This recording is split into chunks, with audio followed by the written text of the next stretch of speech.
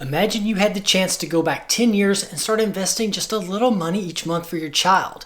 Would it actually make a meaningful difference? Or is a 529 plan just another account that's been oversold?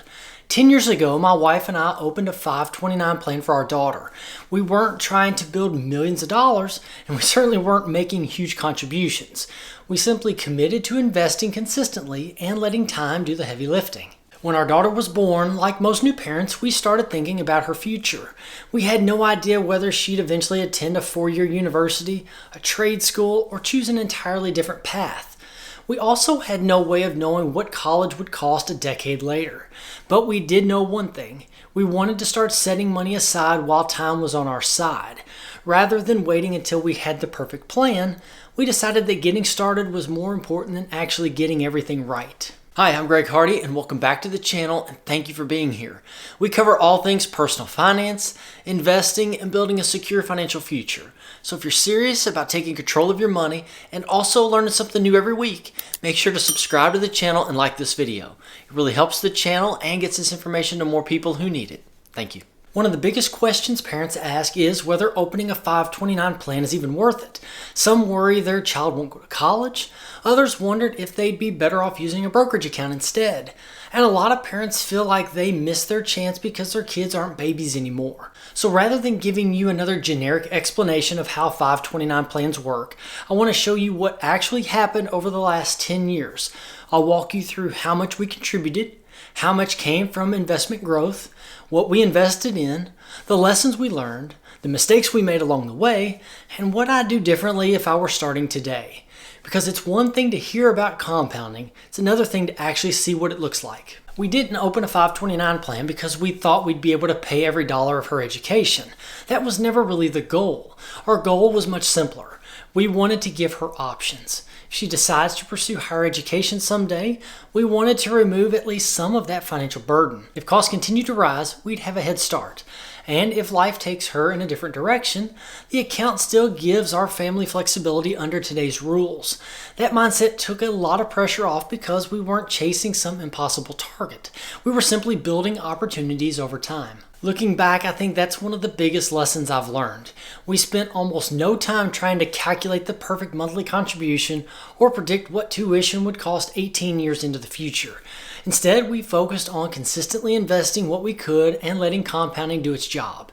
And looking back, I think that mindset mattered far more than trying to calculate the perfect contribution. Now let's get into the part you've probably been waiting for, the results. We opened this account in 2017 and have contributed about $2,000 per year ever since. Over the last 10 years, we've invested $20,000 of our own money. Today, the account is worth $38,410.89, meaning more than $18,000 of that balance came from investment growth. Throughout the entire journey, we've kept the account invested in a simple 100% U.S. equity index portfolio because our goal was never to chase the hottest investment. It was simply to give compounding enough time to work. First year was encouraging. The account gained just over 6% and everything seemed to be moving in the right direction. But then came year 2. The market finished down more than 7% and the account lost value. If you'd ever invested before, you know that's when doubt starts to creep in. Should I keep investing? Should I change funds? Did I make a mistake? Fortunately, we stayed the course. Then came 3 outstanding years in a row. 2019, the account gained more than 27%. The following year, it was up nearly 15%. Then in 2021, it returned almost 37%. Watching the balance grow during those years was exciting, but it also reinforced something important. Those returns only benefited us because we stayed invested after the previous downturn. Then 2022 reminded us that investing is never a straight line. The account dropped more than 17% that year. We could have panicked, we could have stopped contributing or moved everything into something safer. Instead, we did exactly what we'd been doing from the beginning. We kept investing. And that's where the story really changes. Over the next 4 years, the account recovered with gains of nearly 18%, 22%, 16%, and another 15% this year. Looking back, I think what surprised me most wasn't actually the final balance. It was watching where the growth came from.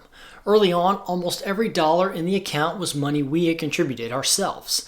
But over time, the market started doing more and more of the heavy lifting for us. Think about that for a second. Nearly half of this account wasn't money we contributed. It was money our investments earned. That's what compounding looks like. It doesn't happen overnight. It builds quietly over years of patience and consistency until one day you realize your money is beginning to work just as hard as you are. The biggest lesson this account has taught me is that time matters far more than contribution size. When people think about saving for college, they often assume they need to set aside hundreds of dollars every month to make a difference. But looking back over the last 10 years, I don't think the amount was nearly as important as simply getting started. Every contribution gave our investments a little more time to grow, and over the course of a decade, that time became one of the most valuable assets we had. The second lesson is that consistency almost always beats perfection. We never worried about finding the perfect time to invest or waiting for the market to pull back. We simply kept contributing and stayed invested through the ups and downs. Some years the market did exceptionally well, and other years it didn't. But because we stayed consistent, we never had to guess when to get in or get out. We let time and discipline do the work instead of emotions. Another thing I noticed is just how slow the first few years felt. In the beginning, it seemed like almost all of the account balance came from the money we were putting in ourselves. Investment gains were relatively small, and there were times when it felt like progress was happening at a snail's pace. I think that's where many people get discouraged. They expect compounding to show up immediately, when in reality it takes years before you really begin to notice it. Then something starts to change. As the account grows, the investment gains begin contributing more and more to the overall balance. The market starts doing a larger share of the heavy lifting, and then you realize that compounding isn't something that happens all at once. It's something that quietly builds momentum over time. That's why the later years often look dramatically different than the early ones, even if your contributions haven't changed. But perhaps the biggest lesson wasn't financial at all. It was the peace of mind that came from knowing we were making progress every single year. We weren't wondering how we'd eventually come up with the money for our daughter's education because we had already started preparing for it. Whether this account ultimately pays for all of her education or just a portion of it, it has already accomplished something incredibly valuable. It gave us confidence that we were taking meaningful steps towards her future instead of hoping we'd figure it out later. And one of the reasons this experience has meant so much to us is that it didn't stop with our daughter. We used the same approach for our son, who's about 2 years younger. His account hasn't had as much time to compound yet, but that's exactly the point. Watching our daughter's account grow over the last decade has given us confidence to stay the course with his as well. If I were starting over today, the very first thing I'd do is start as early as possible. Not because I think I could predict the market or earn higher returns, but because time is the one thing you can never get back. Even if all I could afford was relatively small monthly contribution, I'd begin anyways. I'd also spend far less time worrying about finding the perfect investment. Whether it's a broadly diversified index fund or an age-based portfolio, choosing a solid long-term investment and getting started is almost always better than waiting for the perfect option. The second thing I do is automate everything. One of the biggest reasons we've been successful with these accounts is that saving became a habit rather than a monthly decision. Money was invested consistently without us having to think about it. Finally, I wouldn't spend much time worrying about short-term market performance. Over the last 10 years, this account has experienced bull markets, bear markets, corrections, and plenty of headlines that made investors nervous. But none of those events changed the long-term goal. Instead of trying to time the market or pause contributions during downturns, I'd continue investing and let compounding work through every stage of the market cycle. Looking back, consistency wasn't just the easiest strategy, it was also the most effective. So, is the 529 plan actually worth it? I think the answer depends on your goals, but for our family, it's been an easy yes. One of the biggest concerns parents have is, well, what if my child doesn't go to college? It's a fair question, and it's one of the reasons some families hesitate to open an account. Others worry about what happens if their child earns a scholarship or whether they've already waited too long to get started. Those are all valid concerns, but they're also reasons to learn how these plans work, not necessarily reasons to avoid them altogether. The good news is that 529 plans are more flexible than many people realize. Depending on your situation, beneficiaries can often be changed to another eligible family member, and under current law, some unused 529 funds may also be eligible to be rolled into the beneficiary's Roth IRA if certain requirements are met. There are rules and limitations around these options, so it's important to understand them before making any decisions. But the point is this: a 529 plan doesn't automatically become worthless if life doesn't unfold exactly as you expected. For me, the biggest value of this account isn't just the tax benefits or even the investment returns. It's knowing that 10 years ago, we made a decision that gave our daughter more choices today. Whether she uses every dollar in this account or not, we've created opportunities that simply wouldn't have existed if we had never started.